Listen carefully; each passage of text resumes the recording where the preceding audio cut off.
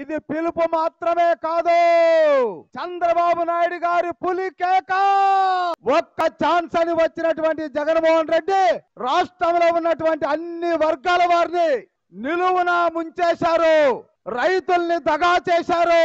Telugu Desam party హయాంలో రైతులకు irrigation ప్రాజెక్టులతో సహా విత్తనం నుంచి పంట వరకు అనేక కార్యక్రమాలను అమలు పరిచి రైతన్నను ఆదుకుంటే జగన్మోహన్ రెడ్డి రైతుల్ని పూర్తిగా వంచి రైతుల వెన్నెముకను విరిచినటువంటి ద్రోహి జగన్మోహన్ రెడ్డి.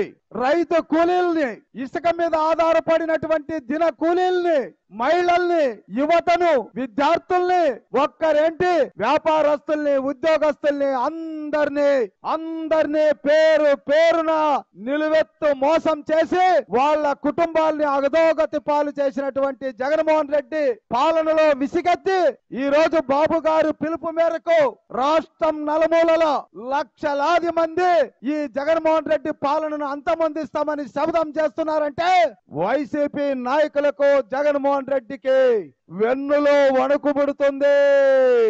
6 నెలల క్రితం నా వెంట్రుక కూడా బీకలేరన్నాడు.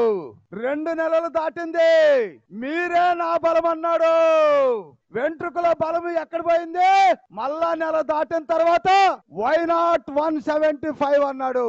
అంటే 175 మీద ఆయనకు అనుమానాలు వచ్చాయి. నిన్నగాక మొన్న హ్యాపీగా దిగిపోతానంటున్నాడు.